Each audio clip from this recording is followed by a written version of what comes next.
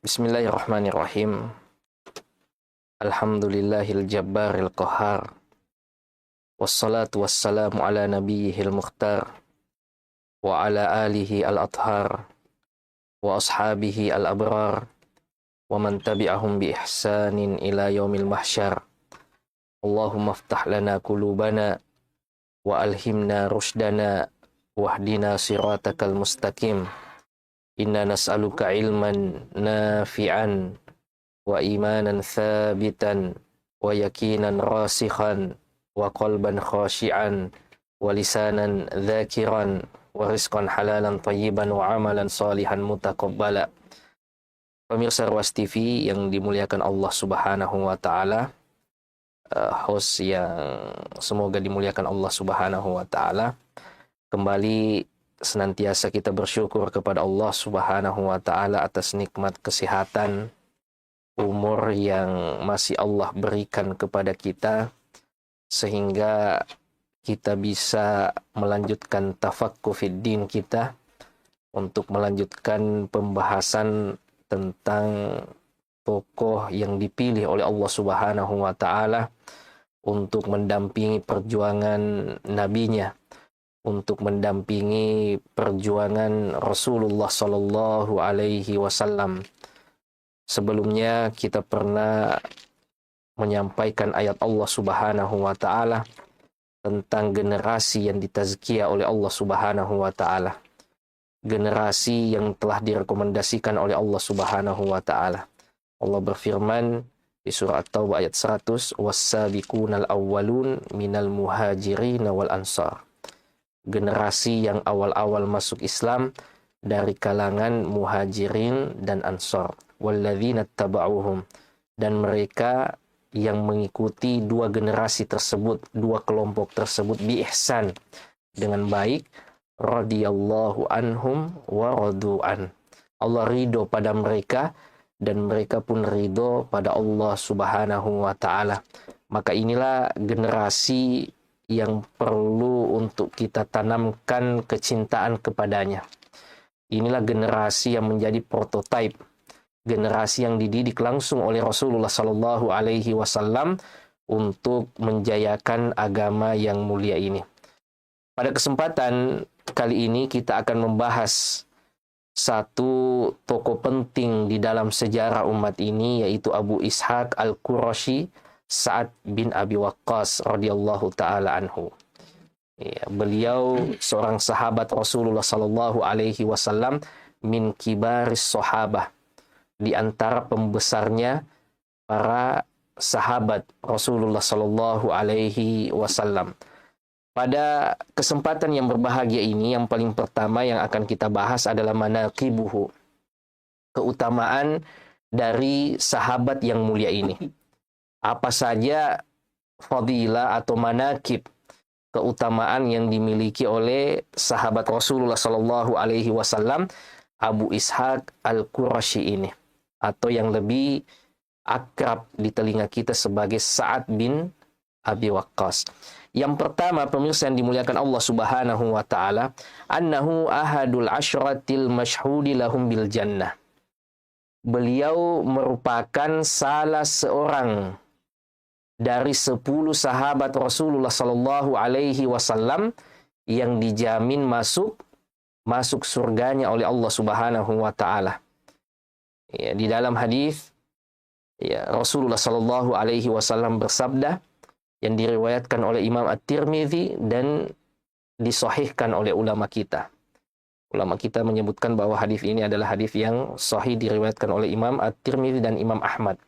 Rasulullah Sallallahu Alaihi Wasallam bersabda, Abu Bakar fil jannah, Umar fil jannah, Uthman fil jannah, Ali fil jannah, Tolha fil jannah, Zubair fil jannah, Abdurrahman bin Auf fil jannah, Sa'ad bin Abi Waqqas fil jannah, Sa'id bin Zaid fil jannah, Abu Ubaidah ibn Jarrah fil jannah. Inilah 10 nama yang pernah disebutkan secara khusus oleh Rasulullah Sallallahu Alaihi Wasallam. Rasulullah melis langsung namanya, menyebut nama mereka satu persatu tentang 10 orang yang dijamin surga ini. Nah, ini merupakan keutamaan yang luar biasa. sekiranya tidak ada keutamaan kecuali hanya hadis ini saja, maka ini sudah cukup. Apalagi yang perlu dikejar oleh seorang yang beriman tatkala Allah Subhanahu wa taala sudah menggaransinya sebagai penduduk surga. Bukankah itu yang selama ini kita harapkan? Sementara 10 sahabat yang kita sebutkan tadi, Rasulullah Shallallahu Alaihi Wasallam sudah menjamin bahwa mereka ini adalah penduduk surga, dan hadisnya adalah hadis yang sahih.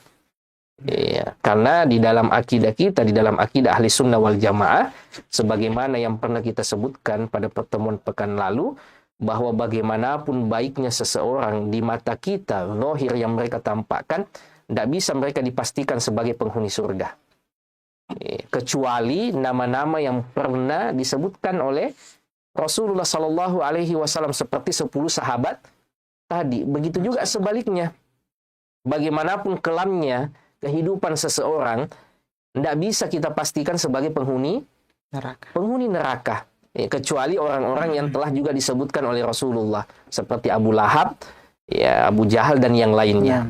Ya, adapun selainnya maka kita tidak memiliki hak untuk menghakimi seseorang apakah ini merupakan penduduk surga atau penduduk neraka. Nah, salah satu sahabat yang dijamin oleh Rasulullah Shallallahu Alaihi Wasallam sebagai penghuni surga adalah sahabat yang mulia Sa'ad bin Abi Waqqas ini, Abul Ishaq. Ya, sekali lagi, sekiranya tidak ada keutamaan lain kecuali hanya ini saja, maka ini sudah cukup. Ya, pemirsa yang dimuliakan Allah Subhanahu wa Ta'ala. Ya, jangankan ya dengan keutamaan surga, ya, dengan hal-hal dunia saja, kalau orang memberikan kabar gembira pada kita sudah luar biasa senangnya biasa. Iya, apakah misalnya ada orang yang lulus PNS, ataukah kemudian dapat hadiah haji, itu kan senang sekali. Coba bayangkan bagaimana seorang sahabat saat itu yang Rasulullah menyampaikan kabar tentangnya bahwa ia akan menjadi penghuni surga. Masya Allah. Yang orang beriman itu, inilah cita-citanya yang paling tinggi. Inilah cita-cita yang betul-betul segala tindak tanduknya itu bagaimana ia mendapatkan ridho Allah. Bagaimana ia dimasukkan ke dalam surganya Allah Subhanahu wa Ta'ala. Dan 10 sahabat ini sudah mendapatkannya, pemirsa yang dimuliakan Allah Subhanahu wa Ta'ala. Dan salah seorang dari mereka adalah sahabat yang mulia yang kita bahas pada hari ini, Sa'ad bin Abi Waqqas. Beliau radhiyallahu ta'ala anhu masuk Islam di usia yang masih sangat muda. Di usia 17 tahun. Ya, 17 tahun kalau di masa kita, iya, usia sekolah kelas berapa ya? Kelas SMA kali ya? SMA. Ya, SMA. Ya. SMA.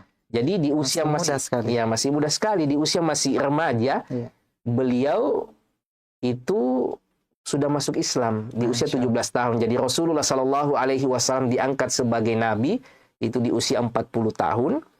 Ya, ternyata di antara yang awal-awal masuk Islam adalah seorang remaja ini yang berusia 17 tahun bernama Sa'ad bin Abi Waqqas. Masya Allah. Dan ia merupakan hasil dakwah dari Abu Bakar. Jadi banyak di antara 10 orang yang masuk surga ini semuanya adalah hasil dakwahnya Abu Bakar. Masya Allah. Bagaimana seorang Abu Bakar ini bukan seorang muslim yang pasif. Ya, bukan ia sudah beriman lalu kemudian sudah saya beribadah sendiri, orang mau selamat, orang mau celaka itu urusan mereka. Itu kan namanya pasif.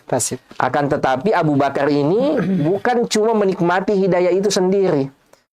Bagaimana juga setelah ia baru-baru masuk Islam, ia juga mendakwahi orang lain.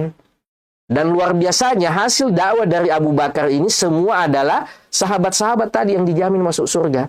Zubair bin Awam yang merupakan sepupu Rasulullah Sallallahu Alaihi Wasallam itu adalah hasil dakwanya Abu Bakar. Utsman bin Affan yang menantu Rasulullah Sallallahu Alaihi Wasallam, khalifah yang ketiga yang sudah pernah kita bahas sejarah hidupnya, itu juga hasil dakwah dari Abu Bakar. Ya, Sa'ad bin Abi Waqqas, Abdurrahman bin Auf dan yang lainnya ini merupakan hasil dakwah Abu Bakar radhiyallahu taala anhu. Dan saat itu di usia yang remaja 17 tahun ia memeluk agama yang mulia ini. Kemudian keutamaan yang kedua pemirsa yang dimuliakan Allah Subhanahu wa taala, wa min manaqibihi radhiyallahu anhu annahu ahadus sitta ashabis syura alladhi akhbara Umar anna Rasulullah sallallahu alaihi wasallam tufiya wa hum anhum radin.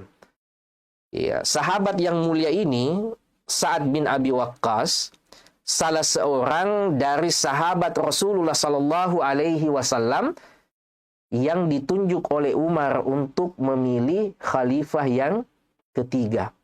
Ya, jadi saat Umar radhiyallahu taala anhu itu terbunuh atau ditusuk saat mengimami sholat subuh, di antara sahabat-sahabat Rasulullah sallallahu alaihi wasallam itu mengusulkan kepada Umar, istakhlif ya Amiral Mukminin.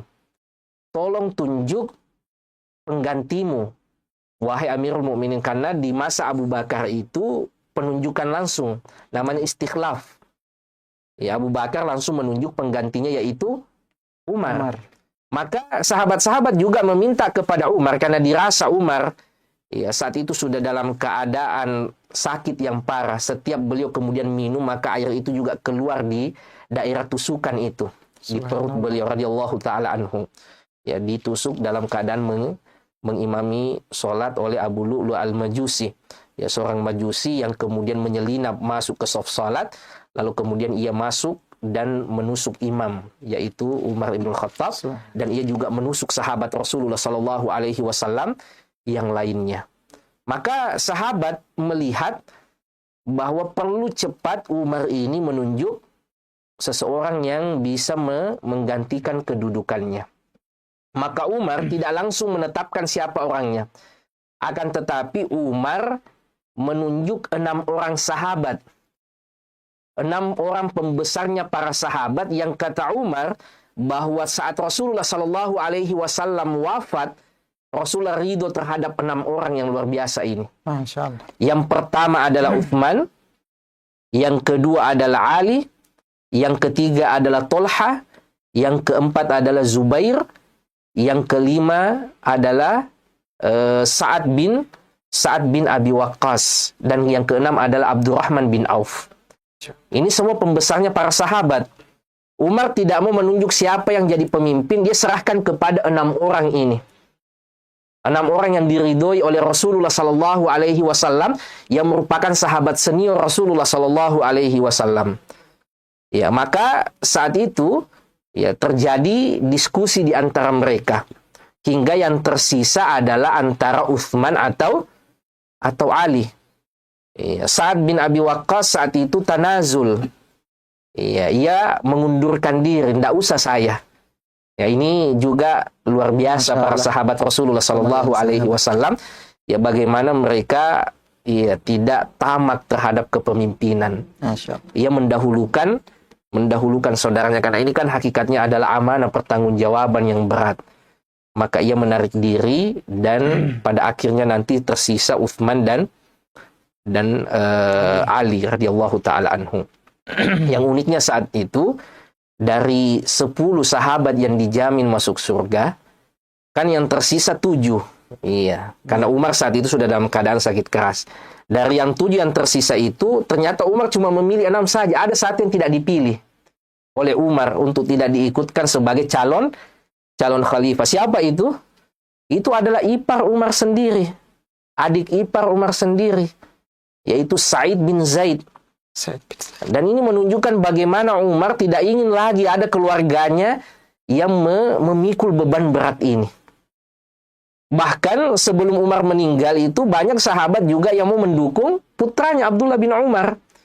Ya, karena keulamaan beliau, ketokohan beliau di dalam agama ini, akan tetapi Umar tidak ingin melibatkan keluarganya lagi dalam permasalahan kepemimpinan kaum muslimin. Ini menunjukkan betapa sahabat-sahabat Rasulullah sallallahu alaihi wasallam itu menjaga dirinya ya dari fitnah-fitnah kepemimpinan.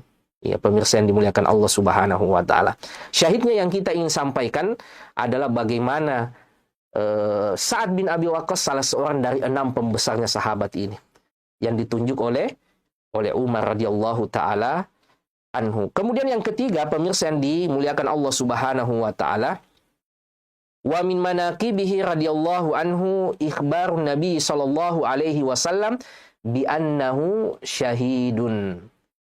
Ya, bahwa di antara kemuliaan dari Sa'ad bin Abi Waqqas bahwa Rasulullah Shallallahu Alaihi Wasallam telah memberikan kabar gembira bahwa ia akan mati syahid. Ya. Sudah disampaikan kabar bahwa ia akan menjadi penghuni surga. Ya, sudah dikasih kabar juga oleh Rasulullah bahwa ia akan mati syahid.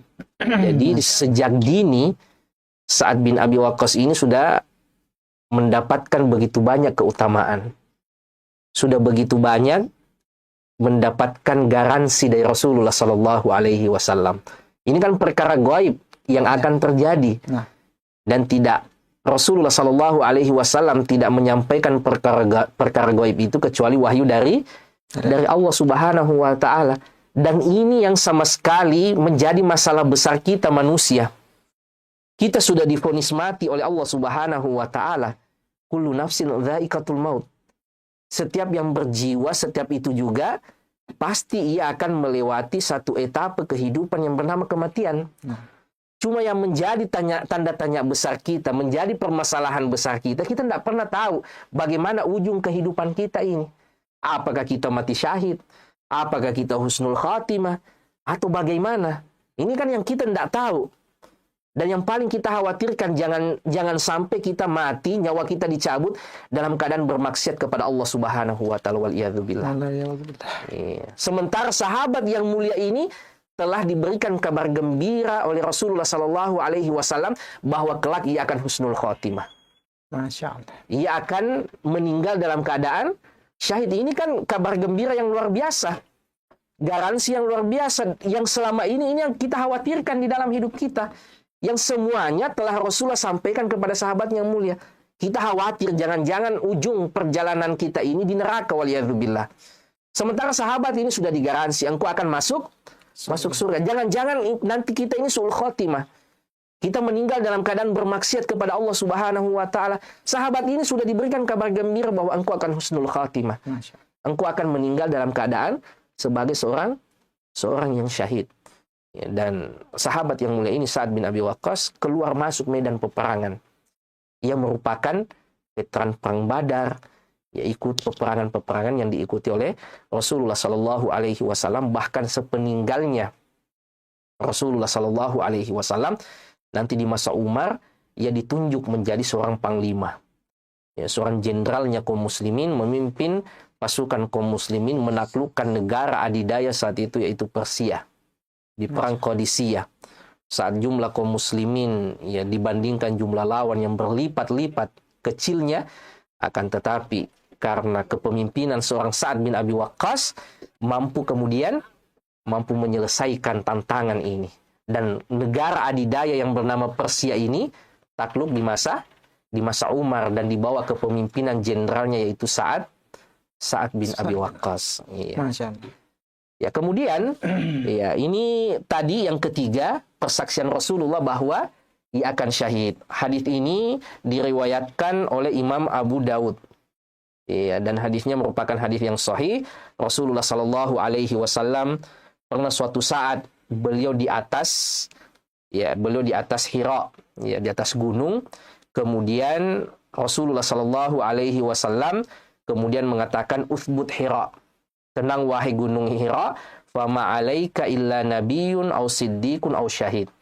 Di atasmu ini tak lain dan tak bukan hanyalah seorang nabi, seorang siddiq, dan orang yang syahid.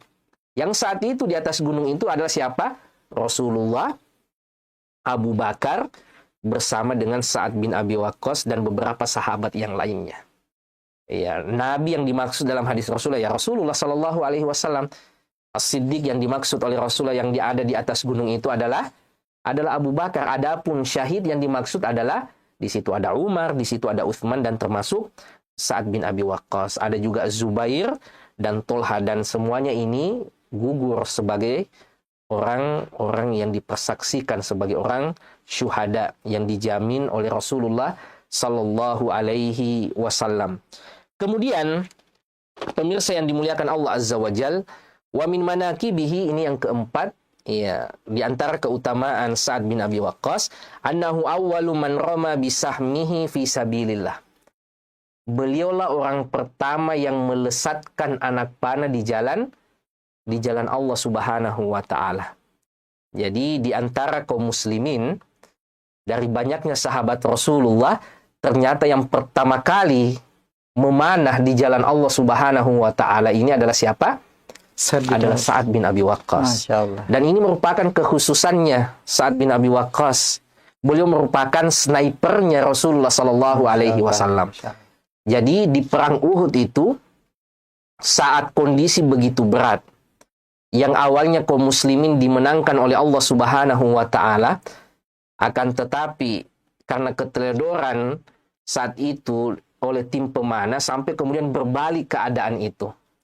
Ya, kaum muslimin diserang dari belakang dalam keadaan tidak waspada sampai kemudian tidak ditahu lagi yang mana lawan, yang mana kawan. Ya.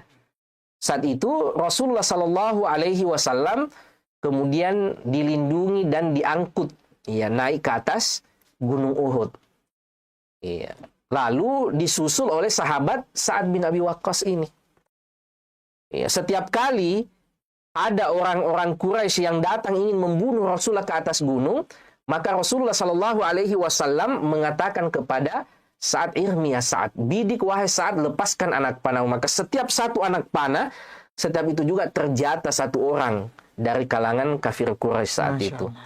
Ya, karena ia merupakan memang orang yang pertama, ya, yang melepaskan anak panah di dalam agama ini atau di jihad fi sabilillah. Ya, dan beliau menceritakan sendiri, ya, beliau menceritakan pengalamannya bersama dengan Rasulullah Sallallahu Alaihi Wasallam. Ya, ini diriwayatkan oleh Imam Al-Bukhari di dalam sahihnya. Ya, Sa'ad mengatakan, Sa'ad bin Abi Waqqas radhiyallahu ta'ala anhu menyebutkan, ini la awwalul arabi rama bisahmin fi sabilillah. Kata Sa'ad, sayalah orang Arab yang pertama melesatkan anak panah di jalan Allah Subhanahu wa taala. Ya, jadi dari sekian banyak sahabat Rasulullah, beliaulah orang pertama yang melesatkan atau melepaskan anak panah di jalan Allah Subhanahu wa taala. Wa kunna nagzu ma'an Nabi sallallahu alaihi wasallam wa ma lana ta'amun. Ya, kami pernah berperang bersama dengan Rasulullah sallallahu alaihi wasallam, kata Sa'ad, wa ma lana ta'amun. Ya, dan kami tidak memiliki logistik makanan sama sekali. Ya. Wa ma lana ta'amun illa warakus syajar. Dan tidak ada yang kami makan kecuali dedaunan pohon. Nah, ini luar biasa, ya, bagaimana perjuangan sahabat-sahabat Rasulullah Sallallahu Alaihi Wasallam dahulu. Jadi pernah beliau berperang dalam kondisi di mana tidak ada logistik, tidak ada makanan. Maka yang selama ini mereka makan adalah daun pohon. Daunan yang ada di pohon itu yang mereka konsumsi, saking beratnya kondisi tersebut. Ya, kondisi mencekam peperangan sekaligus tidak ada logistik. Ada saja logistik, tapi kondisinya perang itu menakutkan sekali, mengerikan. Maka bagaimana lagi kondisi perang sekaligus logistik tidak ada. Yang mereka konsumsi hanya dedaunan. Maka ini yang diceritakan oleh Sa'ad. Saya kata Sa'ad adalah orang pertama yang melepaskan anak panah di jalan Allah Subhanahu wa taala. Bahkan saya pernah berperang bersama dengan Rasulullah, tidak ada yang bisa kami makan kecuali dedaunan. Tidak ada logistik kami. Saking beratnya kondisi itu dan yang mereka cuma makan dedaunan, Sa'ad mengatakan, hatta inna ahadana la yadau ay inda qada'il haja kama yada'ul ba'iru awisyatu ma lahu khilq. Iya. Kata Sa'ad, saking beratnya kondisi saat itu, tidak ada yang bisa kami makan. Maka saat salah seorang dari kami pergi buang hajat, yaitu kotorannya, kata Sa'ad, seperti kotoran unta atau kotoran kambing. Saking keringnya, tidak ada airnya, bagaimana bisa kemudian, ya, tidak seperti itu kalau makanannya hanya dedaunan. Ya. Dan beginilah potret perjuangan sahabat Rasulullah Sallallahu Alaihi Wasallam. Ya, tidak selamanya mereka hidupnya apa yang mereka mau makan mereka makan. Apa yang mereka mau minum, mereka minum. Apa yang mau mereka pakai enggak. Ada kondisi-kondisi di mana yang ada adalah kesederhanaan untuk kita tidak katakan sebagai sesuatu yang sangat berat sekali. Iya, coba kita bayangkan gimana di tengah kondisi yang berat makannya dedaunan. Bahkan kata Sa'ad sampai kotorannya itu kering. Iya, seperti kotoran unta dan kotoran kambing. Tidak basah. Iya, karena beratnya kondisi saat itu dan mereka hanya mengonsumsi dedaunan. Kemudian, iya, keutamaan dari Sa'ad bin Abi Waqqas yang selanjutnya, iya, yang kelima, Ahlul Badr. Iya. Ini keutamaan Sa'ad bin Abi Waqqas bahwa ia adalah veteran perang Badar. Dan ada keutamaan khusus bagi orang yang pernah mengikuti perang Badar. Iya. Rasulullah Shallallahu Alaihi Wasallam mengabarkan bahwa Allah Subhanahu Wa Taala berfirman, "I'malu ma syi'tum qad ghafartu lakum." Wahai kalian Ahlul Badar, veteran dari perang Badar, i'malu ma syi'tum. Lakukan apa yang ingin kalian lakukan. Perbuat apa yang kalian ingin perbuat. Qad ghafartu lakum. Saya sudah mengampuni kalian, kata Allah Subhanahu wa taala. Masya Allah. Iya. Coba kalau ada perkataan seperti ini jamaah sekalian, pemirsa yang dimuliakan Allah Subhanahu wa taala, ini kan keleluasaan sebenarnya. Artinya apa? Ya kalau bahasa Makassarnya nasami tempatnya. Nah, sudah jelas di mana tempat kembalinya. Sampai Allah mengatakan i'malu ma syi'tum. Apa saja yang ingin kalian perbuat maka perbuat. Qad ghafartu lakum. Bahkan di dalam riwayat yang lain disebutkan wajabat lakumul jannah. Wajib surga untuk kalian. Iya. Sedangkan salah satu dari peserta atau pasukan Rasulullah Shallallahu Alaihi Wasallam dalam perang Badar itu adalah Sa'ad bin Abi Waqqas radhiyallahu taala anhu. Maka ini diantara yang luar biasa ya juga dari sahabat Rasulullah Shallallahu Alaihi Wasallam saat ini, karena level ya, gradasi sahabat-sahabat itu berbeda-beda. Ya, beda antara sahabat Ahlul Badar yang pernah ikut perang Badar dengan sahabat yang tidak ikut perang Badar. Beda antara sahabat Rasulullah Shallallahu Alaihi Wasallam yang masuk Islam sebelum Fathu Makkah dengan yang masuk Islam setelah Fathu Makkah. Dan di antara keutamaan sahabat Ahlul Badar ini adalah seperti yang kita sebutkan tadi. Mereka disebutkan oleh Rasulullah Shallallahu Alaihi Wasallam dengan firman Allah tadi, i'malu ma syi'tum qad ghafartu lakum. Bahkan ada di antara veteran perang Badar ini pernah terjatuh pada kesalahan yang sangat fatal. Ada sahabat Rasulullah ya, namanya Hatib bin Abi Balta'ah. Ya, suatu waktu ya beliau ya radhiyallahu taala anhu tahu rencana kaum muslimin untuk menaklukkan kota Mekkah. Ya, maka Hatib bin Abi Balta'ah ini berkirim surat kepada orang Mekkah mengabarkan rencana Rasulullah Shallallahu Alaihi Wasallam. Ini kan pelanggaran berat. Ini membocorkan rahasia kaum muslimin, membocorkan rahasia umat, membocorkan rahasia negara. Saat itu Jibril memberikan kabar kepada Rasulullah Shallallahu Alaihi Wasallam bahwa ada seorang wanita yang membawa surat yang akan dihantar ke Mekkah, yang mana isi surat itu menyebutkan tentang rencana kaum muslimin menyerang kota Mekkah. Maka Rasulullah Shallallahu Alaihi Wasallam langsung memanggil dua orang sepupunya, itu Zubair dan Ali bin Abi Thalib, untuk menyusul wanita itu. Disusullah wanita ini, pemirsa yang dimuliakan Allah Subhanahu wa taala, kemudian diminta untuk menyerahkan surat itu. Atau kalau tidak akan digeledah. Akhirnya diserahkan surat itu, diantar kembali kepada Rasulullah Shallallahu Alaihi Wasallam. Ternyata tulisannya adalah tulisan Hatib bin Abi Balta'ah. Ternyata sahabat Rasulullah Shallallahu Alaihi Wasallam yang terjatuh dalam kesalahan yang fatal ini. Maka dipanggillah Hatib. Bahkan Umar mengatakan, ya Rasulullah, da'ni an adriba unuqah fa innahu qad nafaqa. Wahai Rasulullah, biarkan aku memenggal leher orang ini. Orang ini adalah orang munafik. Dia membocorkan rahasia kaum muslimin, membocorkan rahasia Rasulullah Sallallahu Alaihi Wasallam. Akan tetapi apa kata Rasulullah? Anda wahai Umar, dia ini adalah apa? Ahlul Badar. Dan tidak ada Ahlul Badar yang menjadi orang munafik. Semuanya adalah orang yang dijamin oleh Allah Subhanahu wa taala. Maka dipanggillah siapa? Dipanggillah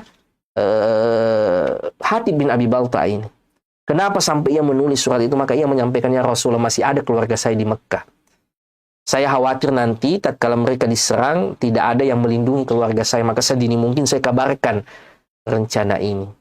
Ya, syahidnya, intinya yang kemudian kita ingin sampaikan, bagaimana keutamaan Ahlul Badar ini. Dan salah seorang dari Ahlul Badar ini adalah sahabat yang mulia Sa'ad bin Abi Waqqas. Ya, di mana ia berkontribusi terhadap penegakan agama Allah ini, dan Rasulullah Sallallahu Alaihi Wasallam sudah menyebutkan ya tentang keutamaan Ahlul Badar. Kemudian yang keenam, pemirsa yang dimuliakan Allah Subhanahu wa taala, wa min manakibihi anna Allah taala athna alaihi fi kitabihi. Ya, bahwa wa min manakibihi annahu minas sabiqinal awwalin lil Islam, termasuk as-sabiqunal awwalun, termasuk generasi atau orang yang awal-awal masuk ke dalam Islam. Dan ini yang kita sebutkan tadi di ayat Allah Subhanahu wa taala. Ya, was-sabiqunal awwalun minal muhajirina wal ansor.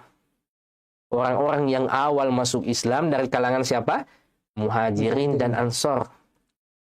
Walladzina taba'uhum bi ihsan. Dan yang mengikuti mereka dengan baik. Apa garansi Allah kepada as-sabiqunal awwalun ini? Radhiyallahu anhum. Allah sudah ridho pada mereka. Wa radu'an. Dan mereka pun ridho pada Allah Subhanahu wa taala. Jadi kalau sudah ada lagi garansi dari Allah bahwa Allah ridho pada mereka, maka apa lagi yang ia cari? Sudah dijamin surga, dijamin akan husnul khatimah. Sebagai seorang alumni Badar yang Allah sebutkan, perbuat saja apa yang engkau ingin perbuat, sungguh kalian semua sudah diampuni. Allah sudah menyebutkan bahwa radhiyallahu anhum, Allah ridho pada mereka. Ini keutamaan yang betul-betul kebaikan-kebaikan yang berkumpul pada sahabat-sahabat Rasulullah Sallallahu Alaihi Wasallam, dan salah seorang dari mereka adalah Sa'ad bin Abi Waqqas. Dijamin surga, dijamin husnul khatimah, dijamin dosanya diampuni, kemudian dijamin Allah ridho pada mereka. Apalagi yang ia cari dari kehidupan dunia ini? Apalagi yang ia mau kejar kalau ia sudah mendapatkan garansi ini? Ini kan semua yang kita khawatirkan. Nah, ya, kita tidak ada jaminan bahwa dosa kita akan diampuni. Kita tidak ada jaminan Allah ridho pada kita. Kita tidak ada jaminan kita akan husnul khotimah. Kita tidak ada jaminan akan masuk surganya Allah Subhanahu wa taala. Yang kekhawatiran kita, kegelisahan kita, kegelisahan orang beriman itu seputar sini. Apakah Allah ridho pada saya? Apakah saya nanti akan husnul khotimah ya Rabb? Apakah dosa-dosa saya diampuni? Iya, dan apakah saya bisa menjadi penduduk surga?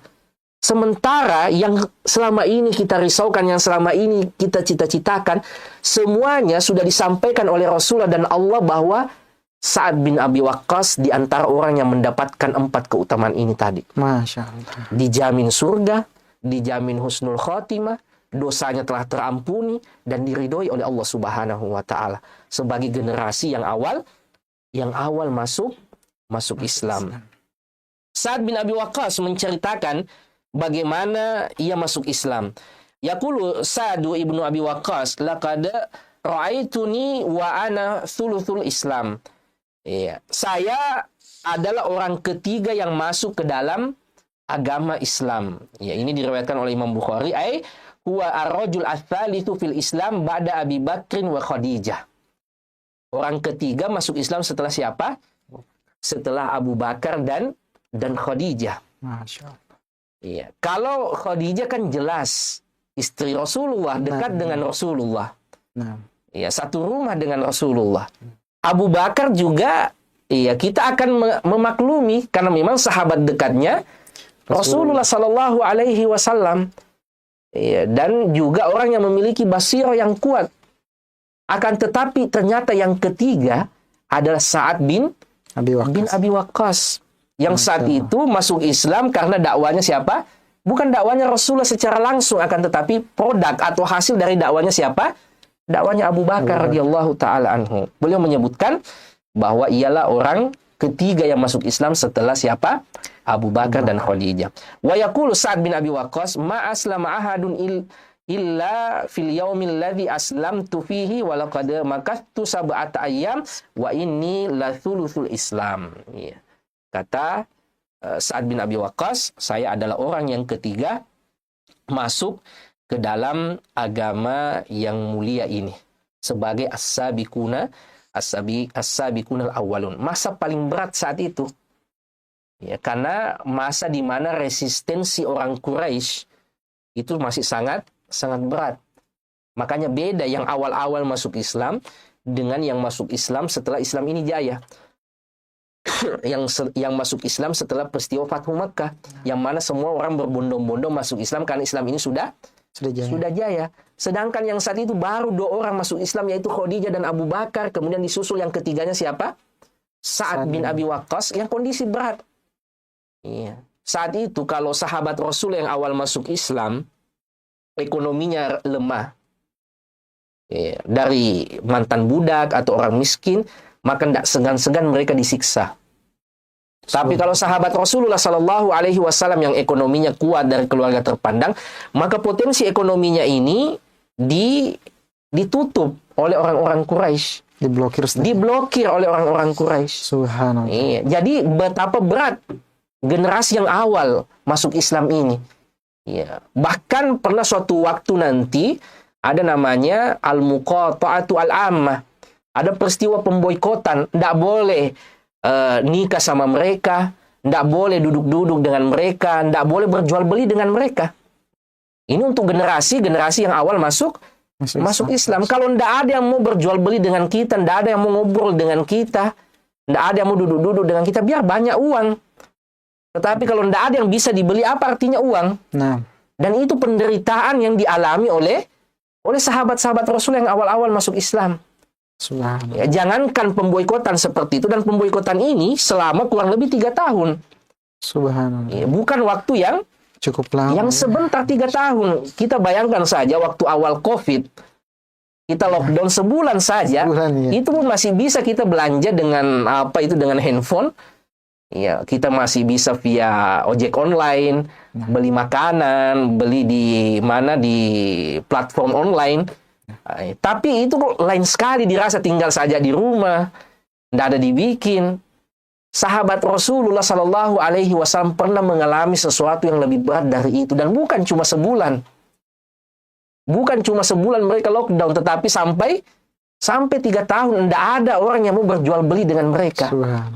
Sampai mereka kelaparan, perempuannya, anak-anaknya menangis, tidak ada yang bisa mereka makan. Padahal di antara mereka ada orang kaya.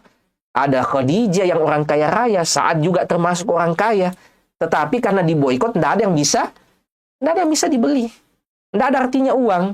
Yang ada bagaimana mereka bersabar, ya, menerima tekanan yang berat itu, terutama ya karena musibah kelaparan, tidak adanya logistik yang bisa mereka konsumsi. Kemudian selanjutnya, keutamaan yang ke-7, wa min manaqibihi radhiyallahu ta'ala anhu anna Allah ta'ala athna alaihi fi kitabih. Ya, di antara keutamaan dari Sa'ad bin Abi Waqqas bahwa Allah Subhanahu wa ta'ala menurunkan ayat yang memujinya secara khusus. Jadi ada ayat di dalam Al-Quran yang mana ayat itu bercerita tentang Sa'ad bin Abi Waqqas. Bagaimana kisahnya jamaah sekalian? Yaqulu Sa'ad bin Abi Waqqas, ini diriwayatkan juga oleh Imam Muslim dan hadisnya hadis yang sahih. Ya, kata Sa'ad, kunna ma'an Nabi sallallahu alaihi wasallam sittata nafar. Ya, kami dulu 6 orang pernah mendampingi Rasulullah sallallahu alaihi wasallam. Saat itu Rasulullah sallallahu alaihi wasallam datang mendakwahi orang Quraisy. kemudian diikuti oleh sahabatnya di belakang ada enam orang.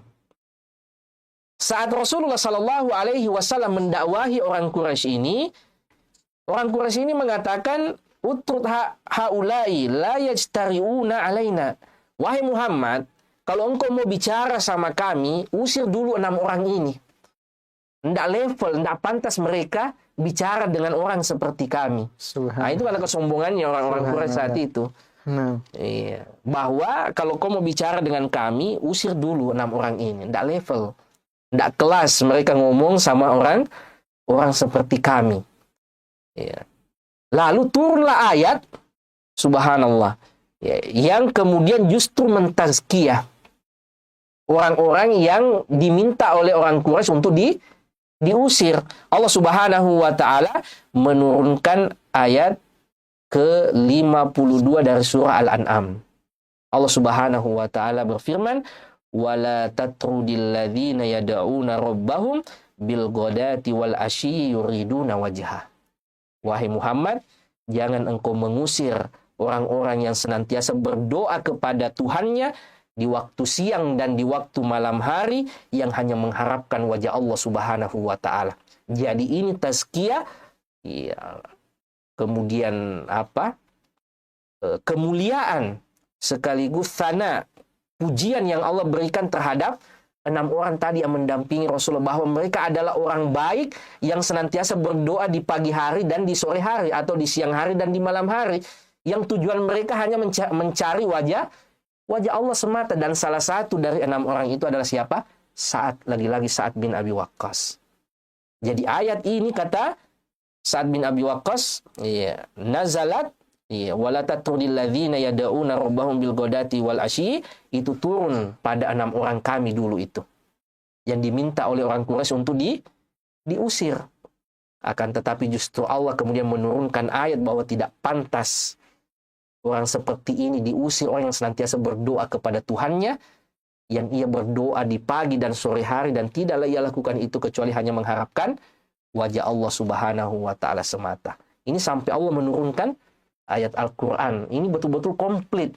Masya Allah. Keutamaan dari Sa'ad bin Abi Waqqas radhiyallahu taala anhu.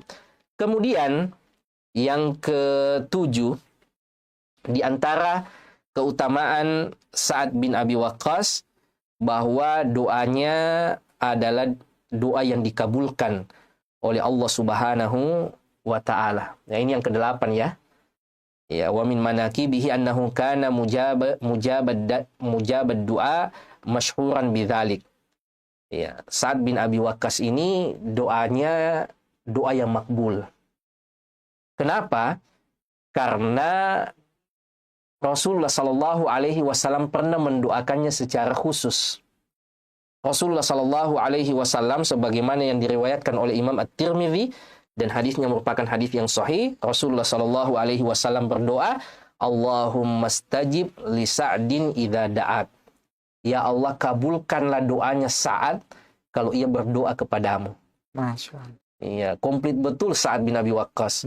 Sudah doanya doa yang makbul, dijamin husnul khotimah, dijamin surga, dijamin dosanya akan diampuni, ya, dijamin mendapatkan ridho Allah karena ia adalah as-sabiqunal awwalun. Kemudian didoakan lagi secara khusus oleh Rasulullah bahwa ya Allah, kalau saat sahabatku saat ini berdoa padamu, maka kabulkanlah. Maka di antara sahabat Rasul yang terkenal akan keajaiban doanya adalah Sa'ad bin Abi Waqqas ini. Dan itu banyak sekali kisahnya bagaimana seorang Sa'ad bin Abi Waqqas doanya dikabulkan oleh Allah Subhanahu wa taala. Iya, karena ia merupakan panglima kaum muslimin di masa Umar dan berhasil menaklukkan negeri Persia, negara adidaya saat itu. Ya, maka sahabat yang mulia ini, Sa'ad bin Abi Waqqas, diangkat oleh Umar menjadi gubernur di Irak. Ya. Sayangnya di Irak ini penduduknya itu ngeyel, banyak protes. Ya kan, biasa kadang ada watak rakyat seperti itu. Pokoknya pemimpin itu tidak ada benarnya. Iya, pokoknya salah semua. Iya, sedikit-sedikit pokoknya salahnya pemerintah. Ya, saat itu di Irak ini, ya, itu berkabar kepada Amirul Mukminin, kepada Umar, bahwa pemimpin kami, gubernur kami, ini tidak bagus sholatnya. Nah, ini kan tuduhan yang luar biasa. Subhanallah. Sedangkan pemimpinnya saat itu adalah siapa? Sa'ad bin Abi Waqqas. Subhanallah, tuduhannya. Ya, ini tuduhan yang berat. Padahal kita sudah membahas tadi bagaimana keutamaan sahabat yang mulia ini. Maka dipanggillah Sa'ad bin Abi Waqqas. Apa benar tuduhan rakyatmu, tuduhan penduduk Irak, bahwa sholatmu itu tidak benar? Nah.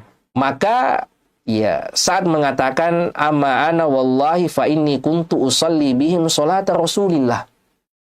Adapun saya, wahai Amirul Mukminin, demi Allah tidaklah sholatku kecuali ia seperti sholat yang diajarkan oleh Rasulullah. Sholat yang saya lihat langsung bagaimana Rasulullah Sallallahu Alaihi Wasallam dirikan. Bagaimana sifat sholatnya Rasulullah, kata Sa'ad yang beliau lihat, usalli sholat al-isya'i fa'arkudu fi ulayain wa ukhifu fil ukhrayain. 2 rakaat pertama dalam sholat isya itu saya kasih panjang-panjang, kemudian 2 rakaat terakhir itu saya pendekkan. Ya. Kata Sa'ad, saya juga heran, sholat saya itu ya sebagaimana yang Rasulullah Sallallahu Alaihi Wasallam ajarkan. Maka Umar sebagai bentuk keadilannya, maka dia kirimkan tim investigasi ke sana, mendatangi semua masjid-masjid yang ada di Irak, menanyai bagaimana gubernur kalian, bagaimana sholatnya gubernur kalian. Ternyata semua masjid menyebutkan bahwa gubernur kami adalah orang yang paling baik sholatnya. Masya Allah. Sementara ada laporan masuk ke khalifah bahwa sholatnya pemimpin kami bermasalah. Setelah tim investigasi ini keliling, ia tanyai masjid-masjid, ternyata sholatnya siapa? Sholatnya pemimpin kami baik, gubernur kami baik, yaitu Sa'ad bin Abi Waqqas.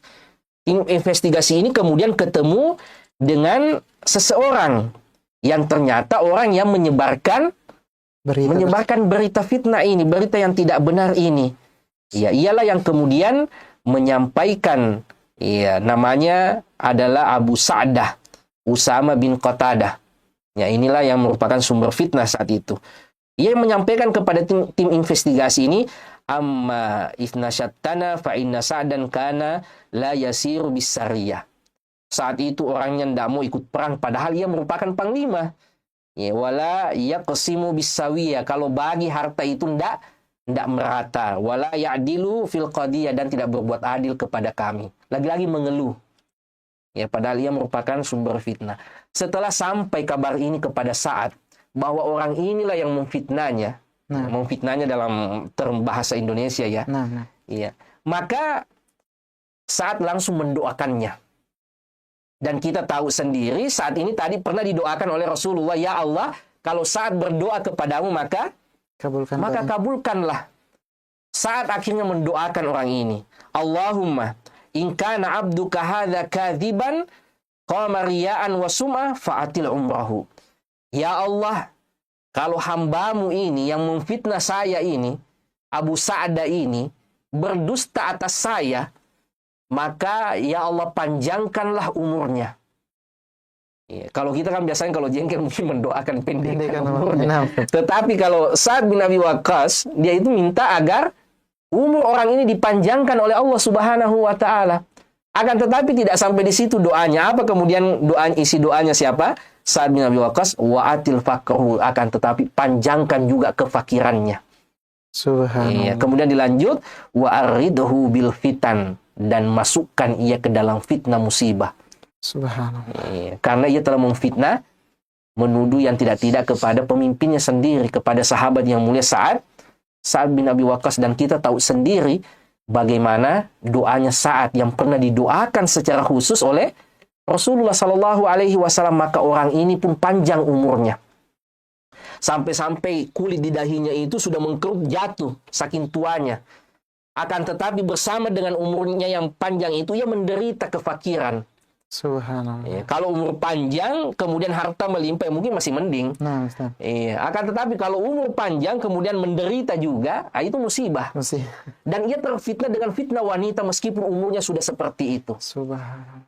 Karena doa dari Doa dari Sa'ad. Makanya ia sendiri yang mengatakan, jamaah sekalian, tatkala umurnya seperti itu tidak mati-mati juga, menderita bahkan kulit keningnya ini sudah jatuh saking tuanya, maka ia mengatakan, asobatni da'watu Sa'din.